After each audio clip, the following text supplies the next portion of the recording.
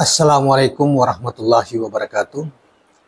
Kawan-kawan sekalian, kembali kita berjumpa di Jejak Semesta 65. Semoga Tuhan senantiasa memberikan kita keselamatan, perlindungan, dan penjagaannya selalu kepada kita sekalian. Saudara sekalian, pada kesempatan yang berbahagia ini saya ingin menampilkan satu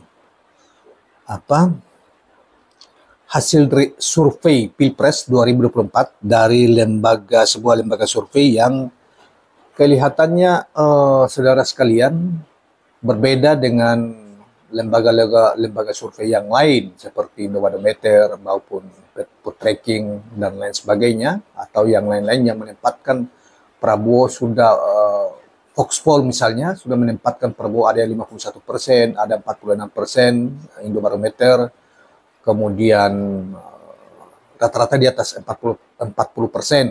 walaupun oleh misalnya Litbang Kompas masih di bawah 40%, kemudian Lingkaran Survei Indonesia, bosnya Lingkaran Survei Indonesia, Denny JA, masih menempatkan bahwa Prabowo elektabilitasnya antara 30 sampai 40% dan lain sebagainya. Nah, yang menarik saudara sekalian, dan lembaga-lembaga itu selalu menempatkan Anies Rashid Baswedan Cawapres Amin nomor urut 1, Anies Muhaimin selalu di urutan ketiga. Namun yang menarik, di lembaga survei Starpol di Pulau Jawa ya, melakukan survei di Pulau Jawa, Amin tempel Prabowo Gibran, maksudnya Amin di urutan kedua, dan selisihnya sangat tipis antara Prabowo dengan Amin, walaupun masih menempatkan Prabowo di angka 37%, jadi di bawah 40%, jadi tidak digembar-gemborkan seperti lembaga lain mengatakan Prabowo bisa satu putaran, di atas menempel di angka 50%, bahkan ada yang sudah 51% dan lain sebagainya.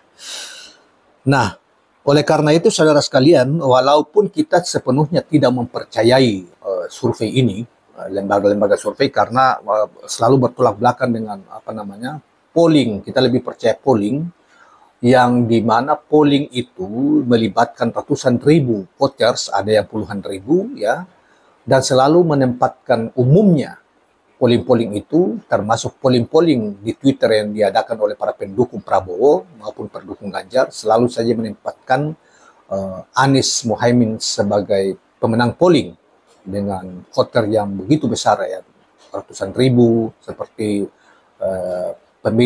pemilu network itu sampai 100.000 lebih, kemudian Iwan Fals ya 85.000 sekian, kemudian ada Arief Puyono juga 80-an ribu ya, ada terakhir itu 25.000 karena penasaran sehingga melakukan survei ulang, tetap juga menempatkan pengikut mereka tetap memilih Anies Muhaimin, sebab mayoritas dari mereka memilih Anies Muhaimin. Oleh karena itu di polling itu Anies Muhaimin keluar sebagai pemenang mutlak malah. Termasuk juga beberapa waktu yang lalu ada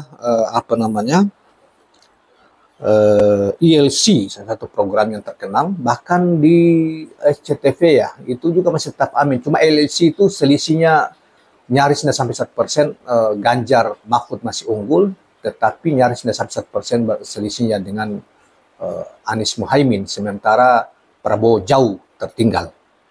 Nah, kembali ke soal survei Starpol ini, marilah kita coba sebagaimana dimuat di Kumparan News tanggal 4 Januari 2024 ini, coba kita yang dimuat di sini, coba kita bacakan beritanya. Starpol, lembaga konsultan politik Indonesia, merilis hasil survei elektabilitas paslon di Pilpres 2024 yang dilakukan di 6 provinsi di Pulau Jawa. Jadi ini hanya 6 provinsi di Pulau Jawa ya, tetapi kan Jawa yang lebih dari 60% kalau tidak salah itu pemilih itu ada di Pulau Jawa. Karena itu sangat relevan siapa yang memenangkan Pulau Jawa ini, atau bahkan kadang-kadang memenangkan Jawa Barat, Jawa Timur, dia keluar sebagai pemenang Pilpres.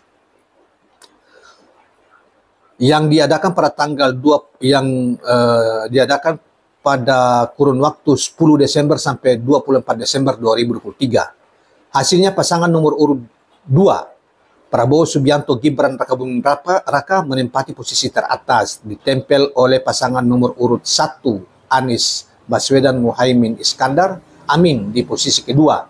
Lalu posisi ketiga diisi oleh 03 yaitu Ganjar Pranowo Mahfud MD. Hal tersebut hasil dari survei dengan pertanyaan di antara 3 paslon capres dan cawapres yang ada. Pasangan mana yang akan Anda pilih pada Pilpres 2024 nanti? Berikut hasilnya. Prabowo Subianto Gibran Rakabuming Raka 37,9%. Ya 37 ya. Masih di bawah 2 digitnya Litbang Kompas. Kemudian Anies Baswedan Muhaimin Iskandar 32,6%. Selisihnya tipis, sekitar 5% aja. Kemudian Ganjar Pranowo Mahfud MD 18,6%. Rahasia atau tidak menjawab masih jadi, yang masih belum merahasiakan pilihannya itu masih 10,9%, cukup besar. Dari hasil survei tersebut belum ada paslon capres cawapres yang elektabilitasnya mencapai di atas 50%, yang memungkinkan pertarungan Pilpres berjalan 1 putaran. Sehingga dalam survei tersebut pula ditanyakan skema jika terjadi Pilpres 2 putaran. Nah, jadi bila terjadi Pilpres 2 putaran, maka hasilnya terbalik nih, saudara-saudara sekalian. Di sini dijelaskan di simulasi jika terjadi Pilpres 2 putaran dan ketika Prabowo Gibran melawan Anies Muhaimin, maka hasilnya adalah Anies Muhaimin memenangkan pertarungan di putaran kedua itu dengan angka 47,4%. Sementara Prabowo Gibran hanya 40,8%, 40,8%. Dan yang masih belum ini adalah 12,7% ini masih belum memberi jawaban.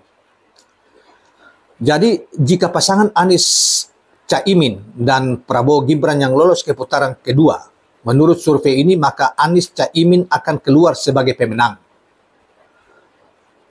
Berikut hasil survei dengan pertanyaan seandainya terjadi Pilpres 2 putaran dan yang maju hanya pasangan capres Anies Baswedan Muhaimin Iskandar versus Prabowo Subianto Gibran Rakabuming Raka. Siapa yang akan Anda pilih? Hasilnya sebagaimana kita sudah bacakan tadi adalah Anies Caimin 47,4%, Prabowo Gibran 40,6%, dan masih rahasia tidak menjawab adalah 12,1%. Masih lumayan besar. Itu kalau terjadi head to head ya, saudara sekalian. Jika pasangan yang lolos putaran kedua Anies Caimin dan bila yang lolos putaran kedua itu Anies Caimin dan Ganjar Mahfud, maka Anies Caimin kembali menang berhasil berebut. Berikut hasilnya, yaitu Anies Caimin 57,8%, Ganjar Mahfud 26,1%, dan masih merahasiakan atau tidak menjawab ada 13,6%. Dan bila, saudara sekalian, head to head ini ya, head to head ketiga, jika pasangan yang lolos putaran kedua adalah Ganjar Mahfud melawan Prabowo Gibran, maka Prabowo Gibran yang akan menang. Berikut hasil surveinya. Prabowo Gibran 49,6%, Ganjar Mahfud 24,1%, yang masih dirahasiakan tidak dijawab adalah 15,1%. Nah, di sini dikatakan bahwa survei ini dilakukan di 6 provinsi di Pulau Jawa, yakni DKI Jakarta, Jawa Barat, Banten, Provinsi Banten, Jawa Tengah, Provinsi Daerah Istimewa Yogyakarta, dan Provinsi Jawa Timur. Terhadap mereka yang sudah berusia 17 tahun ke atas atau sudah menikah atau saat survei ini dilakukan. Saudara, survei ini dilakukan dengan metode multi-stage random sampling. Jumlah sampelnya 1.400 orang yang tersebar secara profesional di masing-masing provinsi tersebut dengan margin error 2,6% pada tingkat kepercayaan 96%. Saudara sekalian, itulah simulasi atau hasil surveinya, kemudian dicoba disimulasi tiga capres ini, dan ketika disimulasi ini maka Anies Muhaimin keluar sebagai pemenang Pilpres bila terjadi 2 putaran, baik itu melawan Prabowo, apalagi melawan Ganjar Pranowo, selisihnya sangat jauh. Nah, tapi memang masih ada sekitar kalau melawan Ganjar kan masih ada 13%-an yang belum menentukan pilihan. Kalau Prabowo kan ada sekitar 12% atau 10,5% atau 12% tadi. Nah, saudara sekalian, sekali lagi bahwa kita tidak meyakini apa yang dipaparkan oleh lembaga survei, karena selalu saja kita lebih meyakini polling, karena polling sulit untuk diatur, terkecuali ya ada pengecualiannya, terkecuali polling itu kemungkinan misalnya disusupi oleh bot misalnya, jadi mesin yang bekerja ininya di situ, bukan secara independen orang pengikut yang memilih gitu, atau ada rekayasa mesin di situ. Nah, tetapi saudara sekalian, itu jauh lebih nyaman, jauh lebih terpercaya dibanding misalnya survei, karena survei ini kita ada dua hal yang sebetulnya kita dan selalu kita tidak yakini, dan selalu saja banyak disoal orang, para ahli juga, yaitu pertama karena tidak jelas dari mana sumber pendanaan mereka. Apakah sumber pendanaan mereka selama ini yang memenangkan selalu Prabowo itu, bahkan ada yang mengatakan sudah satu putaran, di atas 51% itu, seluruh pendanaannya dapat diduga berasal dari Prabowo, grupnya Prabowo. Yang kedua adalah metode pengambilan sampelnya. Walaupun mereka mengatakan bahwa mereka pengambilan sampelnya secara acak, misalnya via wawancara atau tatap muka dan lain sebagainya. Tetapi kan kita tidak, itu kan ada pilihan, gitu ya.